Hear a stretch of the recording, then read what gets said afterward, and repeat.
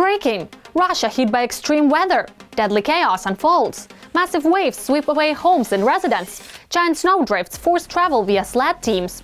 The country was completely unready for this disaster. Moscow was facing total devastation. Meanwhile, Putin shuts the mouths of his own citizens. Deadly censorship reaches ridiculous levels. Putin has completely gone mad. Moscow is swarmed by drones, the capital trembles. Shock! Russian agents spying on Nato? Are they preparing for an invasion? The tension is escalating. Let's talk about it. Hello, this is Ukraine Today. Maria Farafonova here with the latest updates. Urgent! A hellish storm tore through Sochi. The raging elements delivered a crushing blow. A massive storm wave shattered the windows of an elite restaurant and in seconds swept visitors into the icy abyss. Footage of this nightmare has stunned social media. People are horrified by what they saw.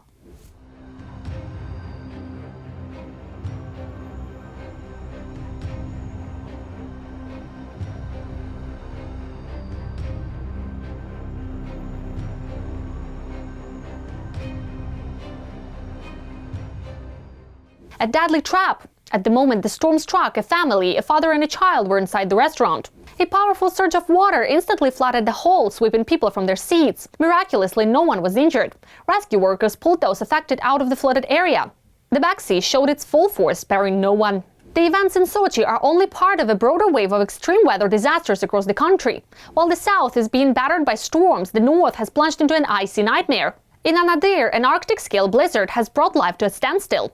Winds reaching 40 meters per second have torn roofs of buildings and hurled them into the streets. Roads are buried in snow, vehicles immobilized, and pedestrians forced to cling to poles and railings to avoid being blown away.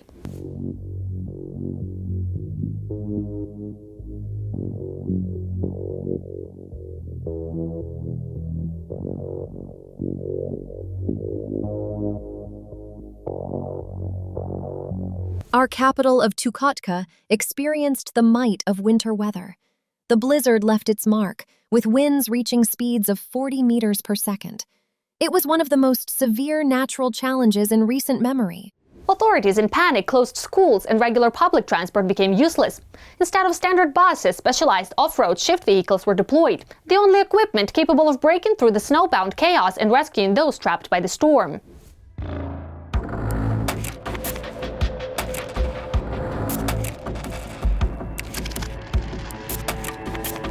Moscow is next. A wire Armageddon hit the capital. In just one day, 64% of the monthly snowfall norm fell. A transport collapse has gripped the megapolis. Flights are being cancelled one after another, and new climate records are being set in the Russian capital.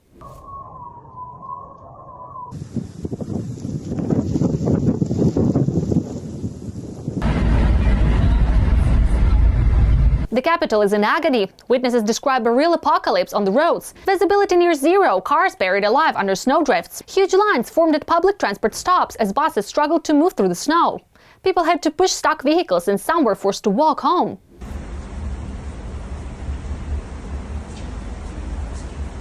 Social media is flooded with videos showing residents traveling through snow-covered streets by dog sled and even on horseback, trying to overcome the consequences of the raging elements.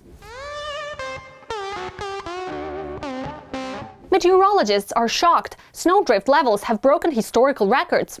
In New Moscow, people were buried under the 78-centimeter layer of snow, an absolute record for the entire winter. The Cyclone Valley is even being monitored from space as Roscosmos satellites track its path over the capital region.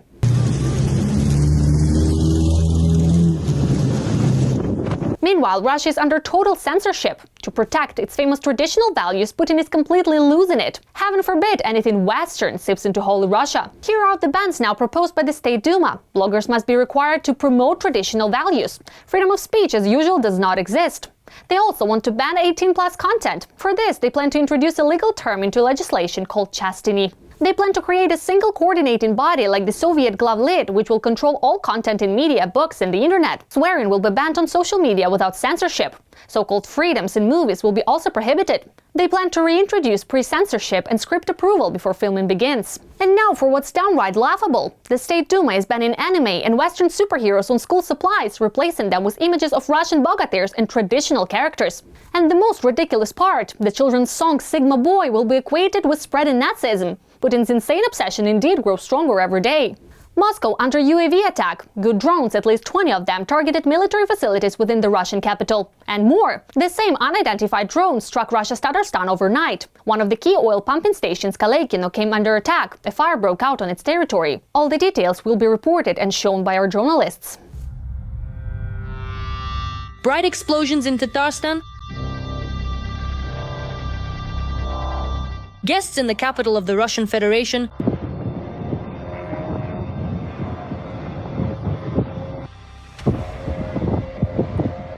And an endless blackout in Belgorod.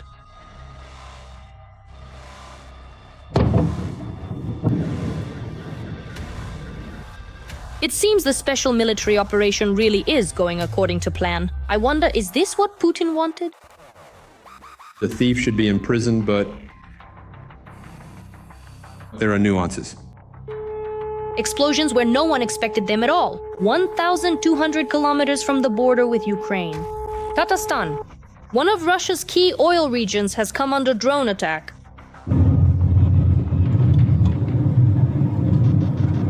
Is it on fire there too, or what? We're talking about the Kalekinskaya oil pumping station, one of the main hubs of Russia's pipeline system. This is one of the key oil pumping stations on the territory of the Russian Federation, which accordingly handles the pumping and sorting of oil products for further transportation through the Druzhba pipeline. In other words, it is a crucial component of the Druzhba pipeline. Belgorod also has its own atmosphere, and apparently the locals don't quite like it. It's just a topic in the city.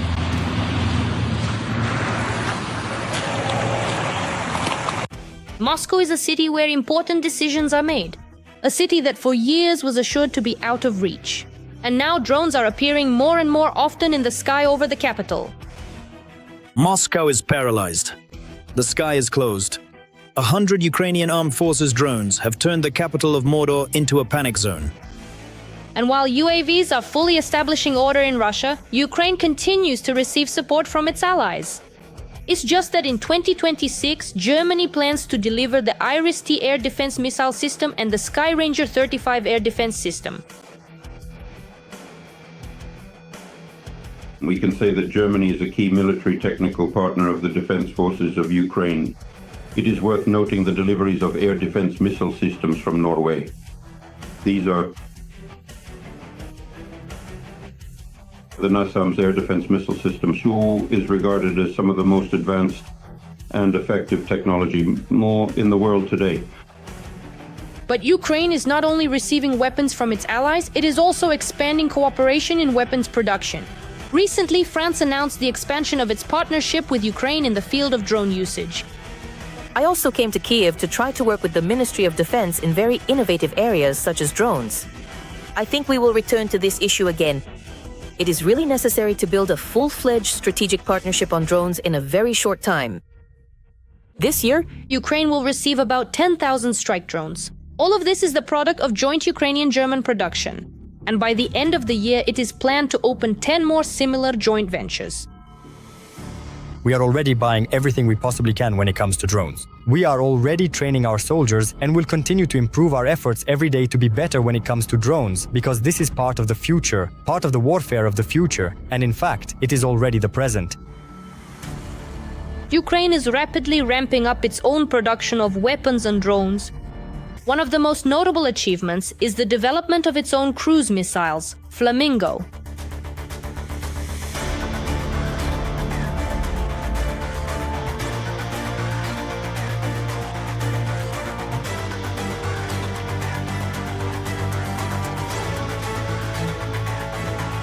But Kiev is not standing still and is already opening up opportunities to export its own military products. Of course, first and foremost, meeting the needs of the armed forces of Ukraine.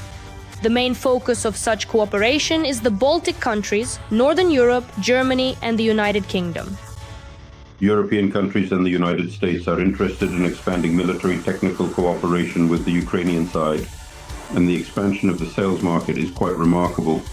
Ukrainian strike systems, first and foremost drones. No one knows how much longer the war will last. Only one thing is clear. Putin's Russia will never achieve its goals. The Ukrainian armed forces will definitely drive the uninvited guests from their homeland. Russia is reportedly spying on military sites across Europe by buying property near them. What is the Kremlin preparing for, and could this signal a potential new invasion, this time targeting NATO countries? Watch to find out. The Trojan horses are already in their stables, and only the Kremlin and the FSB know how many of them are hidden in Europe. Current and former employees of European intelligence agencies told The Telegraph that a number of properties across Western Europe are potentially being used as storage sites for ammunition and as safe houses for Russian agents and their accomplices. And Russia, preoccupied with Ukraine, has not yet begun its hybrid war in the West.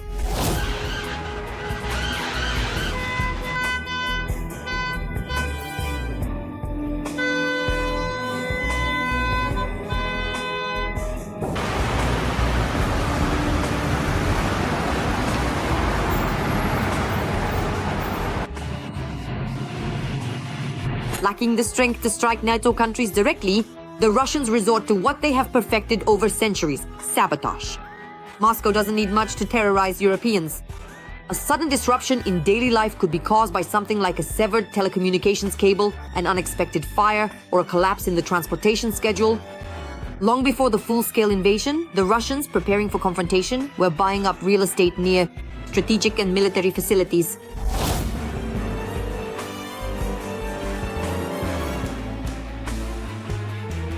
These shots show the most high-profile special operation by Finland's security services. It was carried out in 2018. 400 law enforcement officers from various agencies landed on Sakiluoto Island in dozens of helicopters.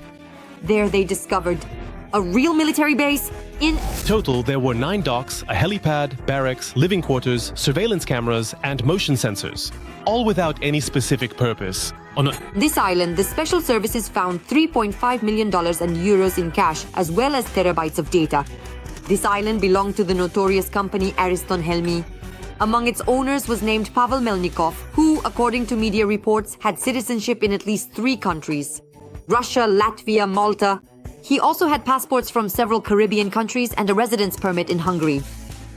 Ariston Helmi bought in Finland 17 real estate properties in the archipelago region, mostly near key maritime routes and telecommunications infrastructure, not far from the port of Turku.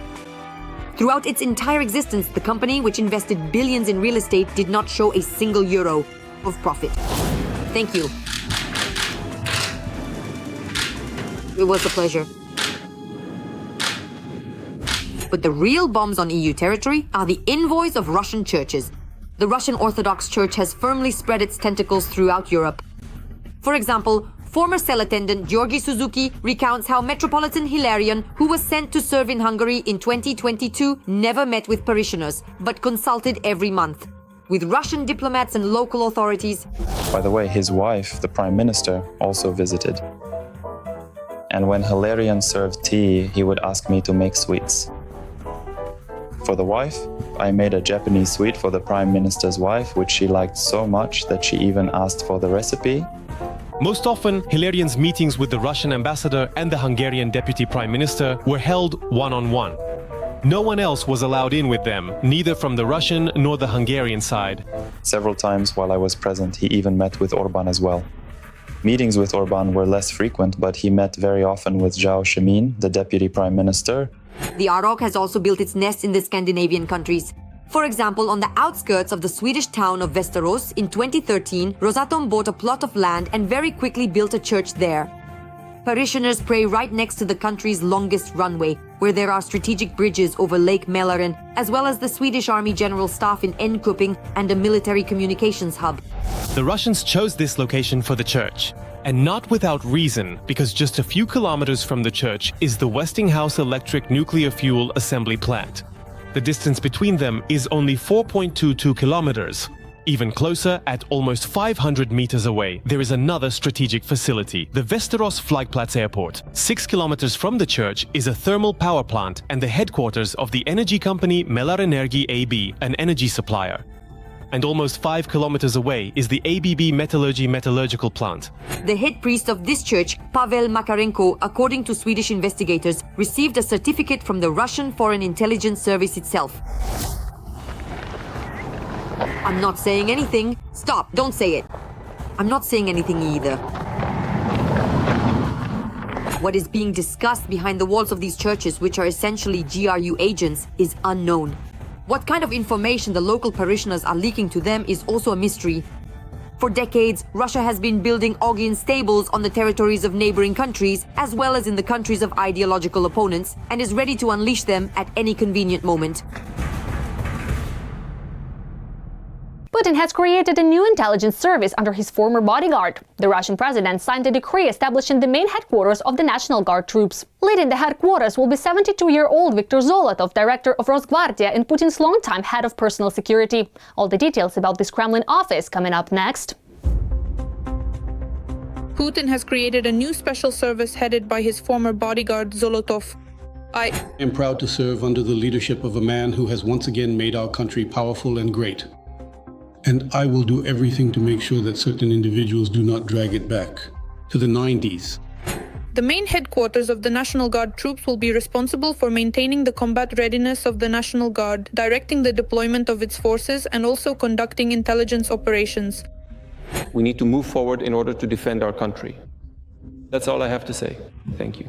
Expanded internal powers as the main body for terror within the Russian Federation and in the temporarily occupied territories.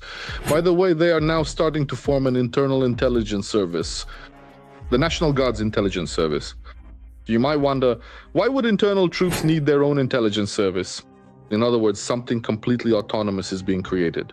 Decades ago, Putin created the National Guard, which reports directly to him and supposedly for very noble purposes, but in reality to suppress his own population. The decision has been made. We are creating a new federal executive body based on the internal troops of the Ministry of Internal Affairs. We are creating the National Guard, which will be responsible for combating terrorism and organized crime. It is truly a formidable and extensive parallel military force, which currently numbers approximately 400,000 active personnel and soldiers. Several heavily armored tank divisions and specialized units have already been officially transferred there. Its direct primary function is, in fact, to effectively suppress any potential internal uprisings or civil unrest within the Russian Federation if it is deemed necessary. He appointed his trusted associate Viktor Zolotov as the head, who for years led Putin's personal security. It's clear that your task is to sling mud at everything around you in order to destabilize both the political and economic situation within the country. Before I step over you and wipe my feet on you, I'll put on a show for the entire National Guard personnel. At the time, Putin claimed that this would help save the budget for the social sector, but in reality, the Kremlin dictator is building up his own army, snatching the last rubles from ordinary citizens' pockets. In this structure, everything related to weapons, to firearms, is now concentrated. This includes various types of security, the licensing system, oversight of private security companies, and, in fact, the internal troops themselves. We expect that we will be able to increase the efficiency of this work and reduce the costs of maintaining various services. We will have jobs, and they won't. We will have pensions, and they won't. Our children will go to schools and kindergartens, while theirs will be hiding in basements. With huge amounts of budget money, the National Guard beats protesters with batons and detains those who disagree with the regime, protecting the Tsar from his own people. Respect for the rights and freedoms of citizens, for the dignity of every person. I want to emphasize, fighters and commanders, the personnel of the Russian National Guard always carry out their orders with honor. You bear enormous responsibility for maintaining order during mass events, for reliably protecting key industrial and infrastructure sites, and for organizing strict control in such an important area, such as the circulation of weapons. The situation in Chechnya could develop in different ways, but we all understand perfectly well that Kadyrov himself may not last much longer, and no one knows what will happen after him. Even Kadyrov's army is militarized, and it could also get out of control. This is just one small example. There are plenty of similar, more localized examples all across Russia. Putin has to expand the security forces because he is afraid that sooner or later he will be held accountable for the war, which has brought only death and destruction to Russia. This is fear, a very deep fear of Putin's, that Russians will return to Russian territory. Any empire must fight on its external borders. Russians who took an active part in combat operations in the war against Ukraine, who will come home to the heartland of the Russian Federation and actually start engaging in raiding, extortion, forming gangs, people who understand what weapons of any kind are. And of course, to restore order, some kind of counterbalance will be needed. But an inflated staff and high salaries are by no means a guarantee of complete loyalty.